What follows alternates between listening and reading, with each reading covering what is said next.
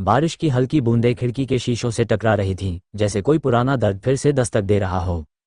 मैं, आरव, कमरे के एक कोने में बैठा खामोश था, हाथ में कॉफी का मग लिए, जिसकी भाप कब की उड़ चुकी थी, लेकिन दिल में जो तूफान था वो थमने का नाम नहीं ले रहा था। जिंदगी कभी इतनी खूबसूरत थी कि हर सुबह जीने की वजह मिलती थी, और अब इतनी खाली कि हर सांस बोझ लगती है। कहते हैं कुछ कहानियां कभी खत्म नहीं होती, बस यादों में ठहर जाती हैं। मेरी कहानी भी कुछ वैसी ही है, जिसमें प्यार भी है, जुदाई भी, और एक ऐसा दर्द जो हमेशा के लिए दिल में बस गया। ये कहानी 4 साल पहले शुरू हुई थी, जब मैं पहली बार मुंबई आया था। नई नौकरी, नया शहर, और बहुत सारे सपनों का बोझ लेकर मैं भीवबरी लोकल ट्रेन से उतरकर ऑफिस की ओर बढ़ रहा था। दिल में उत्साह था, लेकिन घबराहट भी। उसी दिन पहली बार मेरी मुलाकात हुई अनन्या से। ऑफिस के गेट में घुसते ही वो तेजी से भागती हुई आई और मुझसे टकरा गई। उसकी फाइलें हवा में बिखर गईं, और वो खुद भी घबराकर उन्हें समेटने लगी। मैंने झुककर उसकी फाइलें उठाईं और मुस्कुराते हुए कहा, कोई बात नहीं, पहली मुलाकात में गलती होना जरूरी है, तभी याद रहती है। उसने सिर उठाकर मुझे देखा, उसकी आंखों में झिझक और मासूमियत का अजीब सा मेल था। सॉरी, उसने धीमी आवाज में कहा। मैंने हाथ बढ़ाकर कहा, आरव, नया हूं यहाँ। उसने भी हल्की मुस्कान के साथ हाथ मिलाया। अनन्या। पहली ही मुलाकात में कुछ ऐसा जुड़ाव महसूस हुआ जो शब्दों में बयान नहीं हो सकता। अगले कुछ हफ्तों में हमारी दोस्ती धीरे धीरे गहरी होती गई। लंच ब्रेक में साथ बैठना, फाइल्स पर काम करते वक्त एक दूसरे की मदद करना, और शाम को कॉफी पीते हुए लंबी बातें करना हमारी दिनचर्या का हिस्सा बन गया। अनन्या में कुछ ऐसा था जो मुझे उसकी ओर खींचता चला गया। उसकी आंखों में हमेशा एक चमक रहती, लेकिन कभी कभी उनमें एक गहरी उदासी भी तैर जाती, जैसे कोई अनकही कहानी हो। एक दिन अचानक उसने मुझसे पूछा, आरव, तुम्हें कभी किसी से प्यार हुआ है? मैंने थोड़ी देर सोचा, फिर हंसते हुए कहा, शायद नहीं, या शायद अब हो रहा है। वो चुप हो गई, लेकिन उसके चेहरे की हल्की लालिमा ने मेरी धड़कनों को तेज कर दिया। 6 महीने बीत गए और हमारा रिश्ता दोस्ती से कहीं आगे निकल चुका था, लेकिन हम दोनों में से किसी ने भी खुलकर कुछ कहा नहीं था। एक शाम बारिश हो रही थी, और हम दोनों मरीन ड्राइव पर बैठे थे, लहरों को किनारे से टकराते देख रहे थे। दिल में डर भी था और हिम्मत भी। मैंने उसकी आंखों में देखते हुए कहा, अनन्या, मुझे नहीं पता ये कब हुआ, कैसे हुआ, लेकिन मैं तुम्हें खोना नहीं चाहता। क्या तुम मेरी बनोगी? कुछ पल खामोशी छाई रही, फिर उसके होठों पर एक हल्की मुस्कान आई। आरव, हाँ। उस पल दुनिया जैसे थम सी गई थी, जैसे सारी खुशियां मेरी झोली में आ गिरी हों। उसके बाद हमारा हर दिन खूबसूरत हो गया। सुबह की कॉफ़ी, दोपहर का लंच, ऑफिस के काम में एक दूसरे का साथ, और रात की लंबी कॉल्स, सब कुछ परफेक्ट लगने लगा। वीकेंड पर हम शहर के नए कोनों को खोजते, फिल्में देखते, और बस एक दूसरे में खो जाते। अनन्या को बारिश बहुत पसंद थी।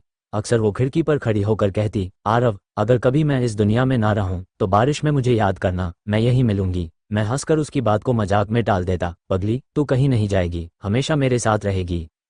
लेकिन जिंदगी हमेशा सपनों जैसी नहीं रहती। हमारी कहानी में भी मुश्किलें आने लगीं। अनन्या के घरवाले हमारे रिश्ते के खिलाफ थे।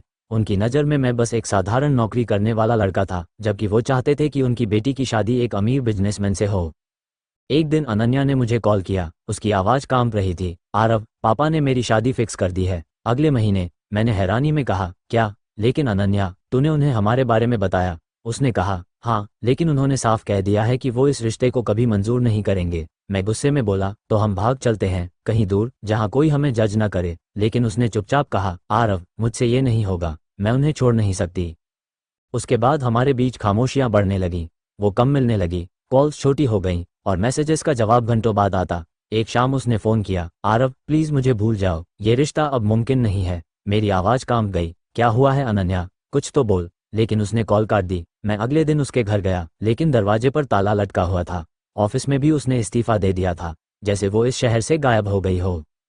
1 महीने बाद खबर आई कि अनन्या की शादी हो गई है, और उसी रात उसने जहर खा लिया। मेरे पैरों तले जमीन खिसक गई। मैं पागलों की तरह बारिश में भीगता हुआ उसी जगह गया जहां हमने पहली बार अपने दिल की बात कही थी। लहरें तेज थीं, आसमान काला था, और मैं चीखकर पूछ रहा था, क्यों किया अनन्या, क्यों? लेकिन कोई जवाब नहीं मिला। बस समंदर की लहरों की आवाज़ थी, जो मेरे दर्द को निगल रही थी। 4 साल हो गए हैं, लेकिन आज भी हर बारिश में उसकी मुस्कान याद आ जाती है। उसकी बातें, उसकी हंसी, उसकी मासूमियत, सब कुछ वैसे ही ताज़ा लगता है जैसे कल की बात हो। लोग कहते हैं कि वक्त सब ठीक कर देता है, लेकिन सच कहूँ तो कुछ दर्द ऐसे होते हैं जो वक्त के साथ और गहरे होते जाते हैं। आज भी जब बारिश होती है, मैं आंखें बंद कर उसकी आवाज़ सुनने की कोशिश करता हूँ, आरव, मैं यहीं हूँ, तुम्हारे पास। और फिर वो अदृश्य एहसास मेरे दिल में गूंजने लगता है।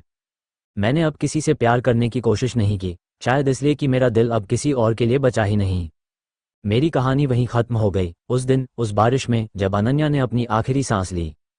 लेकिन कहीं न कहीं मैं जानता हूँ कि वो अब भी मेरे पास है, मेरी धड़कनों में, मेरी सांसों में, हर उस बूंद में जो आसमान से गिरती है, और हर उस दर्द में जो मुझे याद दिलाता है कि सच्चा प्यार कभी खत्म नहीं होता, वो बस अधूरा रह जाता है। बारिश थम चुकी थी, लेकिन दिल में उठने वाला तूफान जैसे कभी थमता ही नहीं। उस रात के बाद मेरी जिंदगी की दिशा बदल गई थी। मैं वही आरव नहीं रहा जो कभी अनन्या के साथ सपने देखता था, लेकिन दिल में कहीं न कहीं एक उम्मीद जिंदा थी कि शायद वो अब भी मेरे आसपास है। जैसे उसने कहा था, बारिश में मुझे याद करना, मैं वहीं मिलूंगी। दिन गुजरते गए। मैं नौकरी में डूबने की कोशिश करता, लेकिन हर फाइल, हर कॉफी का कप, हर जगह बस उसी की याद दिला देते। ऑफिस में नए लोग आए, पुराने चले गए, लेकिन मेरी मेज पर वो छोटा सा पेन स्टैंड अब भी रखा था, जो उसने मुझे पहली बार गिफ्ट किया था। उस पर छोटे अक्षरों में लिखा था, फॉर माई बेस्ट फ्रेंड। अब वो शब्द चुभते नहीं थे, बस दिल को सुन्न कर देते थे। करीब 1 साल बाद एक दिन बारिश के मौसम में मैं उसी मरीन ड्राइव पर बैठा था। वही जगह, वही किनारा, लेकिन मेरे साथ कोई नहीं था। हवा तेज थी, लहरें उफान पर थीं, और मैं अकेले उस किनारे को देख रहा था जहां हम बैठकर घंटों बातें किया करते थे। तभी एक लड़की मेरे पास आकर बैठ गई। उसके हाथ में गुलाब का एक सूखा फूल था और आंखों में नमी। उसने अचानक कहा, आप भी किसी का इंतजार कर रहे हैं ना? मैं चौंक कर उसकी तरफ देखता रहा। उसकी आंखों में वही दर्द था जो शायद मेरी आंखों में था। मैंने धीमे स्वर में कहा, हाँ, इंतजार तो है, पर अब शायद वो कभी लौटकर नहीं आएगी। वो हल्का सा मुस्कुराई, प्यार कभी लौटकर नहीं आता, वो तो बस वहीं रुक जाता है जहां हम उसे छोड़ आते हैं।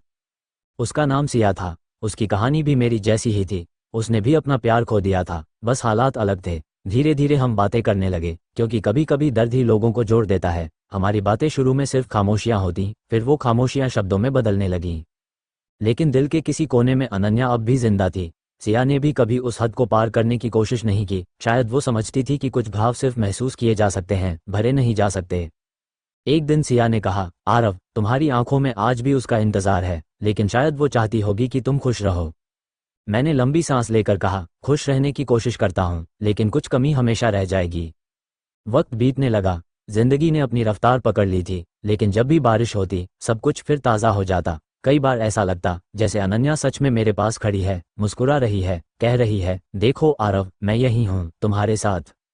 एक रात जब बारिश बहुत तेज हो रही थी, मैं अपने कमरे में बैठा खिड़की से बाहर देख रहा था। तभी हवा के झोंके के साथ खिड़की पर रखी एक पुरानी डायरी नीचे गिर पड़ी। वो अनन्या की डायरी थी, जो उसने मुझे अपने आखिरी दिन दी थी, लेकिन मैं कभी पढ़ नहीं पाया था। डर लगता था उस सच का सामना करने से जो उसमें लिखा होगा। कांपते हाथों से मैंने डायरी खोली। उसके पहले पन्ने पर लिखा था, प्रिय आरव, अगर तुम ये पढ़ रहे हो तो समझो कि मैं अब इस दुनिया में नहीं हूँ, लेकिन मैं चाहती हूँ कि तुम कभी अपने दिल को मेरे जाने के लिए दोषी मत देना। ये मेरी मजबूरी थी, मेरा दर्द था, जिसे मैं तुम्हें कभी नहीं दे सकती थी। तुमने मुझे सच्चा प्यार दिया, वो प्यार जो मुझे जीना सिखाता था। बस याद रखना, जब भी बारिश हो, मैं वहीं हूँ, तुम्हारे पास, बस तुम्हें देखती हुई। तुम्हारी अनन्या। डायरी पढ़कर मेरी आंखों से आंसू बहने लगे, लेकिन उस दर्द में भी एक सुकून था। ऐसा लगा जैसे उसने मेरी आत्मा को छू लिया हो, जैसे उसने मुझे आखिरी बार गले लगाया हो।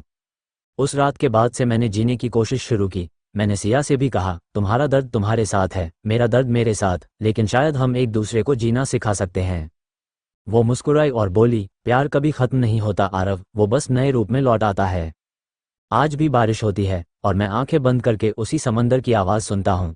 फर्क बस इतना है कि अब दर्द के साथ एक शांति भी होती है। मैं जानता हूँ अनन्या वहाँ कहीं है, खुश है, और शायद मुझे देखकर मुस्कुरा रही है।